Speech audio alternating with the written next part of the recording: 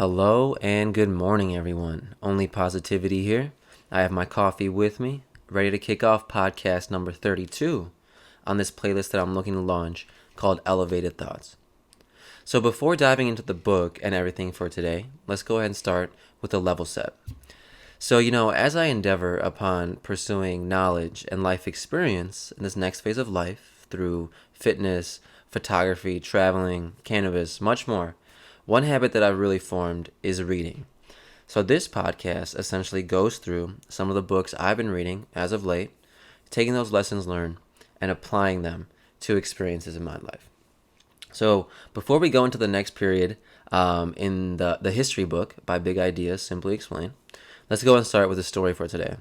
So, nothing crazy here, but I was talking to one of my buddies about the game FIFA, right? So it's a soccer game for those of you that don't know, and I'm a huge fan, right? I have probably all of the games from like 1999 through 2020, right? So a huge fan. Me and a couple of my close friends were really big fans of FIFA. Whenever we get together, we have like some intense matches and things like that. And it's just we talk shit to each other. Sometimes we play online, and particularly when we play online, it's a very interesting situation, right? So let me tell you about this. So there was one situation where me and my buddy were playing online, and we're playing 2-on-2. So me and my buddy are playing two other guys, right? And in this match, we talk shit. Like we got the headset on, we can talk to the other guys. We're just messing around, talking shit. Just making it more fun, right? Just saying bullshit all the time. So anyway, so there's this guy who we're playing, and his gamer tag is like Esteban something, right? So we're like, we're going in on his like, oh Esteban, what's up? We're going in on his ass, right? We're just like talking shit, and we're beating them, right? So we're being even more like shitty about how we're winning. So the whole time, like, we're saying his name. We're like, oh, where you at? Where you at? Right? And then he kind of mutes us. He falls off the grid or something, but he's still playing, right? So we keep yelling his name. We're like, Esteban, oh, Esteban, are you there? And like, he's like not responding, but every now and then you can hear him throwing like a subtle, like, fuck you, fuck you. Fuck you. You know what I mean? He's like, he's still there. We know he's there. We know he's listening to us. So we're egging him on, right? We're just like screaming his name and stuff like that. But anyway, so flash forward, right? We win that game, whatever. And then the next morning, I'm in a group chat with my buddy and his wife and, my fiance and me, right? So the four of us are in this group chat. And in the morning, we get this text message. They're like, oh my God, like what the hell, right? And like the wives are talking right now. And they're like, first of all, who the hell is Esteban? And me and my buddy are just like, well, you know what? I'm back on the bullshit, I guess. So, definitely Xbox Live. I had it for a short period of time and like I let my subscription expire. But I realized that like, I was just getting too wild on there, man. Me and my buddy were just having too much fun. We would play for like hours and like waste a bunch of time. It was fun, right? It was fun, but we would play like late into the night and just be like keeping up our significant others. But that's what happens sometimes, right? So I guess the lesson learned is we'll save our intense FIFA nights for when we actually get together in person and hang out because I think once in a while for me to do that is totally fine, right? But if I'm yelling and screaming every night, I live in a 1-bedroom apartment, man. Like I'm being inconsiderate and shit. So, yeah, dude, Xbox Live is a super interesting, funny situation, but it's really a good way to like stay connected with your friends that you can't really see that often, right? So yeah, I'll leave it at that. So, coming back to the stories and the book we're gonna go through for today. So, like I said, we're going through the history book by Big Ideas, Simply Explained. And like I said, history has been very, very interesting for me. And in high school, college, all throughout schooling, history is one of those subjects that I don't know. They teach it to you in an interesting way that might not really spark further interest for you, right? It's like all about the test, memorizing facts. You don't really understand the themes of history and the deeper meaning behind some historical events. So anyway, like I said in the previous two podcasts on this one, So there's some definite themes, right, in history. So there's different eras, technology develops, climate, politics all comes into play, and all of that evolves over time. Okay, so we see a lot of similar events, but like I said, technology changes the landscape. The different political campaigns change the landscapes, but the themes kind of remain similar, right? A leader comes to light like during a time of negativity or a time of like dismay, and goes ahead and unites the people, right? But at some point that bubble pops by, unease, revolution, greed, violence, inner turmoil, and kind of that bubble explodes, like I said, and it all starts over again, right? Some lessons are learned, but kind of the same trajectory, right? History repeats itself. So we went through the first humans and then ancient civilizations. So today we're going to go through something that I think is pretty interesting in the medieval world, right? So that's our topic for today. So just a couple of background facts. So the book will outline that historians will see the medieval period as a time between the ancient civilizations and the modern world, right? So a lot of development during this time. Christianity survived in Rome, and many people saw Christianity as a divide or a line drawn between civilized and barbaric societies, right? So Christianity versus quote unquote pagan religions. Now, we'll go forward with this in other podcasts, but the Islamic faith was founded in the 7th century during this time. And the book says that their cities, their technologies were far more superior than any Christian city in size, but also in sophistication. And we'll outline that in a couple of the stories that we go through for today.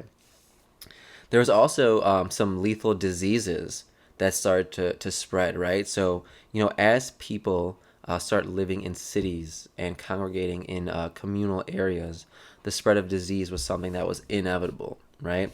So we talk about the Black Death in the 14th century that killed about, a quarter of the world's population. So, coming to me, like the medieval world is always interesting to me because it was a time of where people were just experimenting with everything, right? Medicine, arts, religion, and there was so many different things at play, and it manifested in a very interesting way in society. And this is like totally ignorant of me, but I really liked those Xbox games, Assassin's Creed, and the first three, right? Like maybe after the fourth one, it got a little bit like they got a little carried away, but you know, it takes place like during those medieval times, right? So that's where I got a lot of my like primary knowledge, right? On the Crusades and things like that. But I'm gonna be honest with you, I did not even know that the Muslims were in the Crusades like before I read this book. I thought it was like between different sects of Christianity and the Jews, right? So like just a little ignorance there, but that's what reading's all about, right? So like I said, I really like the games, so I went ahead and dove a little bit deeper and found some more information about the actual historical facts behind it. So let's go ahead and start with the first story for today, right? So the first story is going to be the founding of Baghdad, which occurred in 762. Okay? So in 762, the capital of the Islamic Empire was shifted from Damascus to Baghdad. And historians say this marked the beginning of the Islamic Golden Age. Okay? So the Golden Age was called that because there was a time of great strides in technology. The Islamic Empire, like I said, was miles ahead of the European competitors with Christianity. So we'll talk about the one of the primary empires, the Abbasid Empire. So after Muhammad died, right, the quote unquote prophet, there was like a power vacuum and a power struggle in the Islamic Empire until the Abbasids came to power in 750. Now, the Abbasids spent their first decade of their rule putting structure around the empire, right? So, in the beginning, right, of the Golden Age or primary was chaos, right? No order, no structure. So they come in, they put some structure around society, and give people some direction. So they initially create Baghdad as a city to house some of their soldiers, right? And they chose it because it had mild climate, right? It wasn't too hot or too cold, and it was close to important trade routes. Okay, so trade routes are very important back in the day.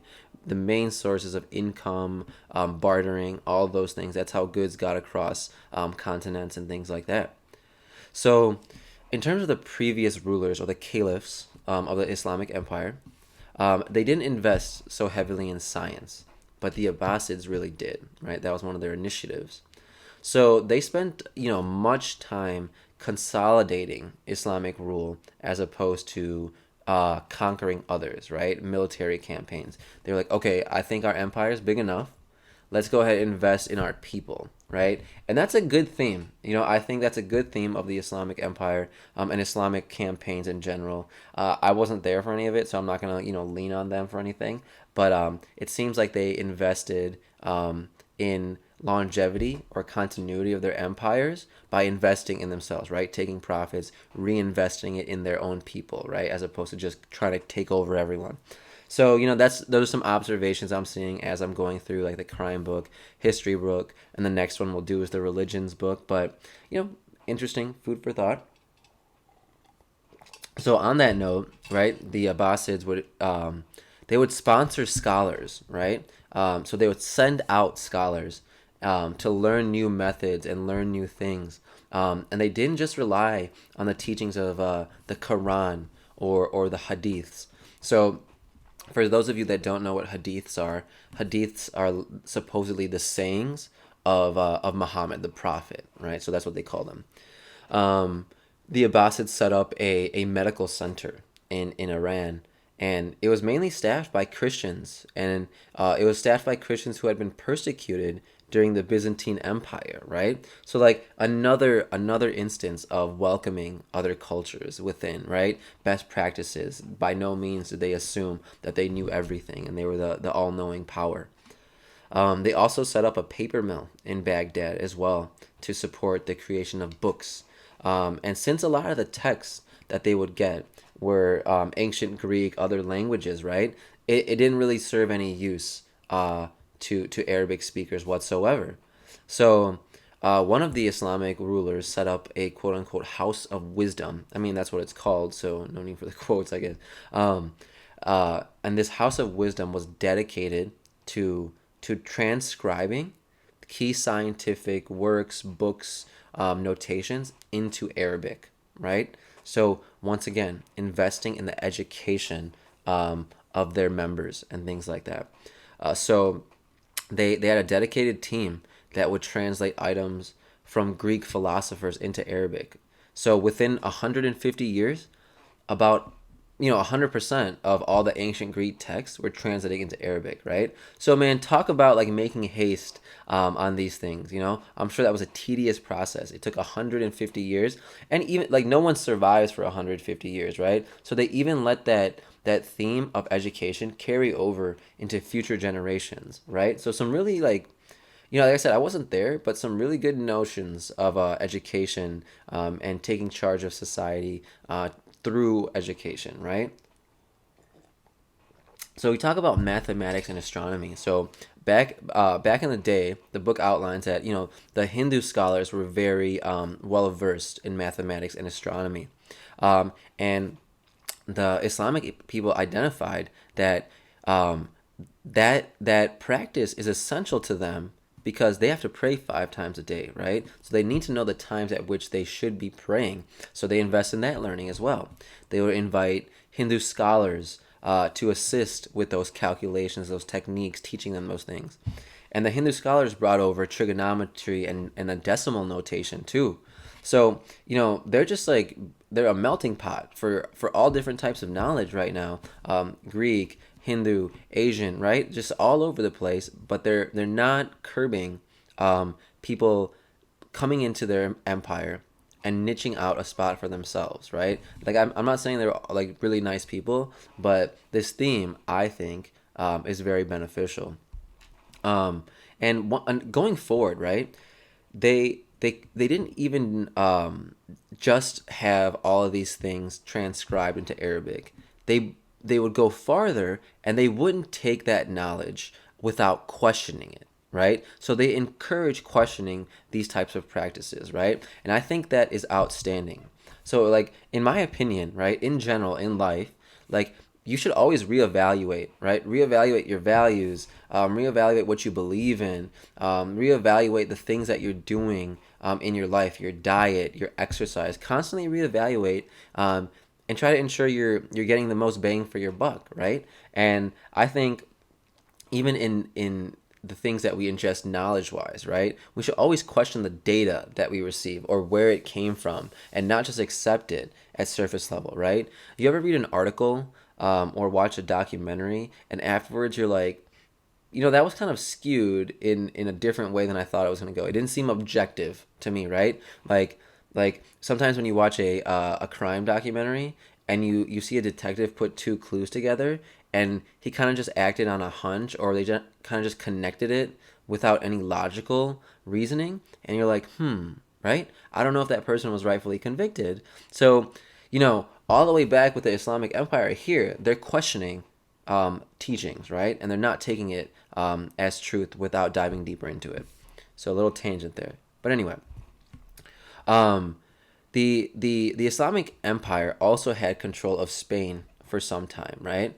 And this is mainly how Islamic knowledge was transmitted to the rest of Europe, right? Because Spain is a huge country, so I'm sure it got there and slowly dispersed, right? And it seems to have dispersed in a positive way, right? It sparked a tradition of learning throughout all of Europe. And some scholars will even say that the questioning of principles at the time led to the Renaissance, right? So we know the Renaissance was a time of renewal, discovery, and things like that. So I'm not saying that this was the only notion that sparked the Renaissance, but hey, like questioning standard knowledge, trying out new things, investing in art and education, these are all things that seem to have come from questioning, right? Not taking what it is for granted. So, yeah, very interesting the way they connect things like this. So, that's the founding of Baghdad. And I think it was some good knowledge that was shared in the book, and they go into it with even more detail than I just went through. So it's definitely worth a read. So we'll hop off that, right? The city of Baghdad being founded in 762, and we'll jump to our next story, which is the fall of Jerusalem. And essentially, what I'm talking about is the Crusades, right? In 1099. So, like I said, this is really interesting for me because the Crusades seems to be a time of just, mayhem, chaos, right? People were killing in the name of the Lord from 3 or 4 different angles. All of these Abrahamic faiths were pitted against each other. There's also newfound methods in medicine, right? Think about a medieval doctor and what they knew about the body, right? They would try out all these really interesting methods of healing people, right? And a lot of the doctors acted in the name of the Lord, right? A lot of people were killed in the name of the Lord. People went on these wars, killing thousands and thousands because, quote unquote, their Lord told them to, right? Take over the holy city. So, people were putting their lives on the lines for things, and to me, it's so interesting how people can really be violent and kill and cause chaos because of religion, right? And to me, all religions. So I've read about Jerusalem. I've read about Judaism, Buddhism, Hinduism, Islam, Christianity, right? All of these religions pretty much say to be peaceful, right?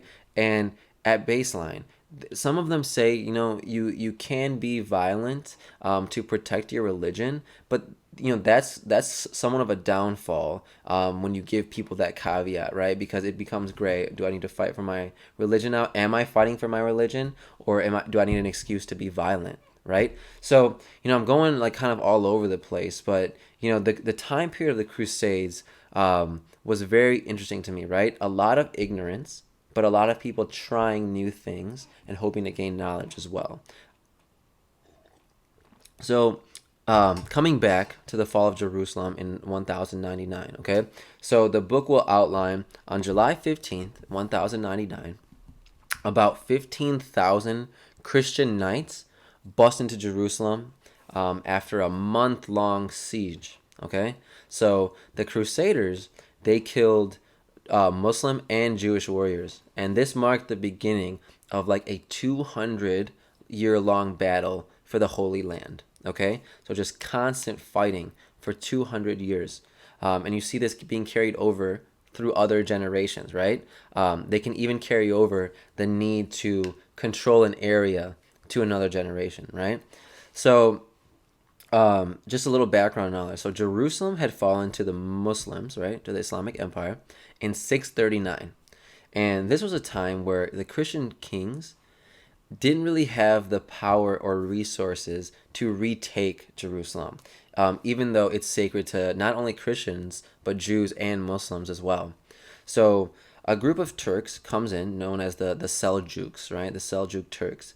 And what they would do is they would disrupt these pilgrimage routes, and they also defeated the Byzantines, right? So all the roads leading to Jerusalem, they would be on them. They would be causing some trouble on them.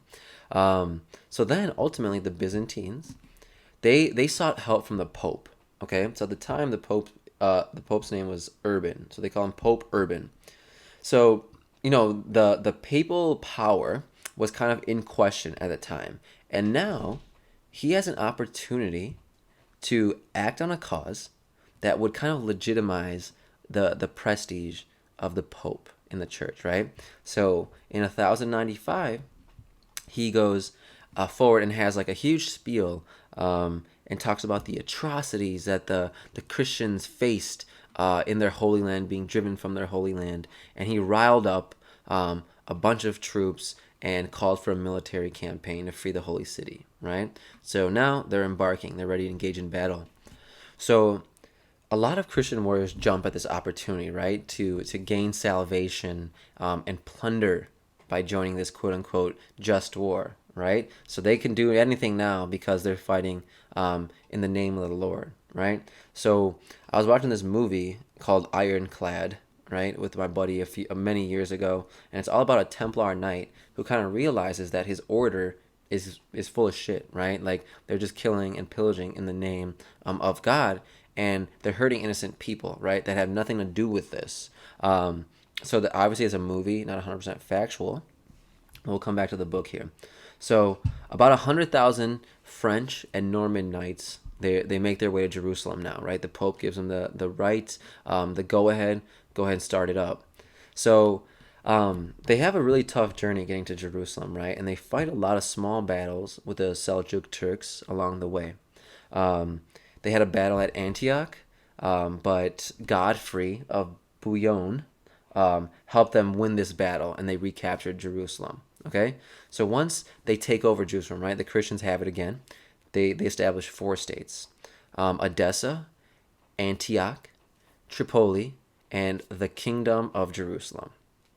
So what they do is to protect against counterattacks, they build a lot of fortresses along the routes to the Holy Land. Okay, so to make sure that they keep possession of it, um, they created this order called like the Templar Knights, or the Hospitaller Knights, right? So they're an order of knights that are sworn to defend the Holy Land. So at a moment's notice, that is their main duty, to defend the Holy Land, right? So to ensure continuity of Christianity in Jerusalem. So, but the Islamic Empire doesn't go down easy, right? They recapture Edessa in 1144, and then another crusade begins. They call it the Second Crusade. There's a third crusade when Jerusalem was lost again in 1187, and as the war progresses, right? Second Crusade, Third Crusade, Fourth, right?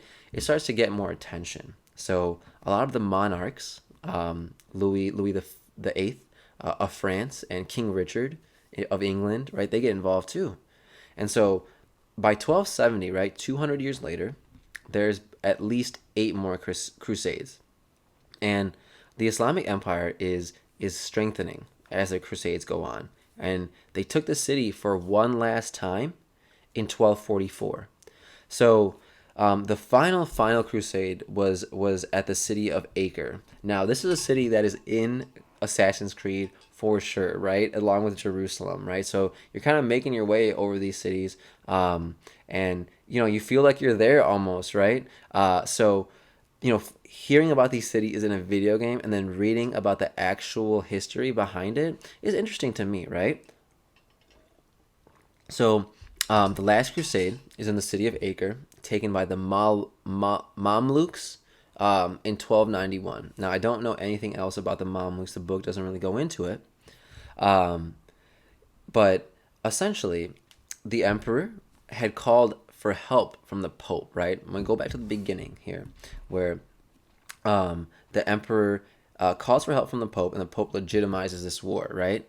So he sends these knights over to Jerusalem, and they establish Palestine in Syria, right?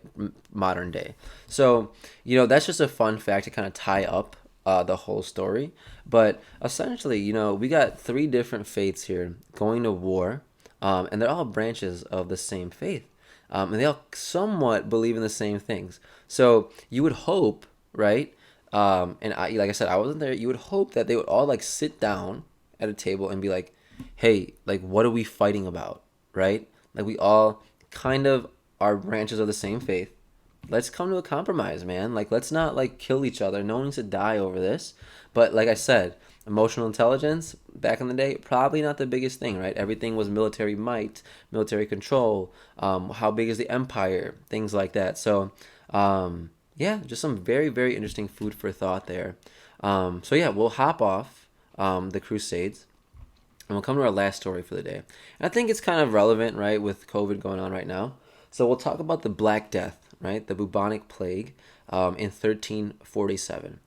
So, painting the picture here, in November of 1347, a boat enters the port of Genoa in Italy. Okay, so this boat is fleeing from a siege in Crimea, and it had one major deadly item on its ship, and that was the bubonic plague. Okay, so a couple of facts: within a couple of years, the bubonic plague, or the Black Death, right, kills about a third of Europe's population and the Middle East. Okay, so the book says that it probably started in Central Asia, or even further Western China. Okay, so it probably started slowly in terms of its spreading, but once it hits those trade routes, right, it's gonna spread like crazy. So once it hits trade routes in Crimea and Constantinople, it starts rapidly spreading. And it gets to Genoa, right, like we talked about, and makes its way through Sicily, and then through Spain, then through Portugal, and gets to England. So it on the other side of that, it gets to Germany and Scandinavia as well. So we talk about how this thing spread. So the main transmitter was fleas that were infected, as well as rats that had this disease. Now, if you think about, so like, I was watching Sweeney Todd the other day, and not that, this story's about Sweeney Todd, but essentially, like, you look at the conditions in England at that time period, and there's rats all over the place. The sewage system is not so great, right? So essentially, there was like this fog over like Birmingham and London, because of the industry, the factories, manufacturing, cars, all those things. Like, it was just a dirty place, and they didn't have the emphasis on sanitation that they do today. So anyway, in a dirty place, fleas and rats are gonna thrive, right? So we talk about the symptoms of the Black Death. So there's gonna be swellings in the neck, growing, or armpits, right? Which is super gross. I don't know what a swollen growing looks like, to be honest, but I can't imagine it looks good. There would be black blotches on the skin, and then lastly, death, right? So going forward, so as people keep dying, right? As the situation gets worse, um, people are going to become more and more desperate and look for explanations as to why this is happening, right? So a lot of people speculate that the Black Death was a result of divine punishment, right? Um, some adverse order of the cosmos, right? So you're saying here, people are getting desperate, so they're going to turn to some kind of spiritual reasoning as to why this is happening.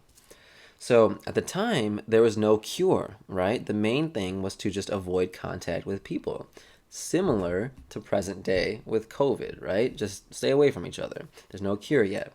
So it was said that around the time of the Black Death or the bubonic plague, there was about 450 million people in the world total. And after the bubonic plague, there was 350 million. So 100 million people die from this, which is a crazy number, right? 1/4 of the world's population. So there were some really bad reactions to the plague, right? So coming out of it, some really terrible reactions. A lot of people thought Jewish people or Jewish communities were the cause of this, which is super bogus, right? Like you can't blame a society like this for an entire plague, right? There's no other reason as to why Jews should be blamed for this, other than that, like people just hate them. I honestly don't know why Jews have been persecuted super hard throughout time. It might be because like they in the Torah or in their religion they're the chosen people, right? The Israelites, and everyone else is like not available for salvation. I'm not sure, right? I'm not sure, but that's just my speculation. But I'm not sure why people are shitting on the Jews all their lives, right? Or throughout eternity. So just some thoughts there. Like they're upset that people are dying. Like I get it, but you can't like niche out a population and say, hey, this is your fault. That doesn't help with the solution or anything like that. So anyway, we talk about the effects of this plague on society. So the population obviously decreases. So land and rental properties become vacant, right? Labor becomes scarce. So now the working class can charge about 5 times more for their wages than they normally had asked. The government, they try to clamp down on that, right? But people revolted, revolution. During times like these, you do not want to be poking with the people, right? Because they are much larger than the government. And although the government has more power, people can really sway things, right? Talk about the church. So a lot of clergymen deserted their posts, right? They headed elsewhere. And the authority of the church kind of dwindled during that time as well.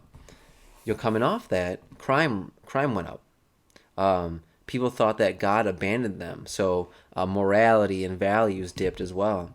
The murder rate in England goes up; it doubles in 2 decades. And the art during that time showed a lot of like the Grim Reaper type stuff looming in the back, like dark colors, a lot of sadness within any type of art depiction. So, like we talk about with all these books, right? We look at the facts, right, and what went on, but the events really have a downstream effect on the people, economics, infrastructure, and all those things. So just some really good food for thought, some deeper thoughts just to think about here in the morning. But that's all I got for you guys today. I hope you guys are enjoying these book reviews, these podcasts. Feel free to leave me any comments, and remember, only positivity. Thanks, guys.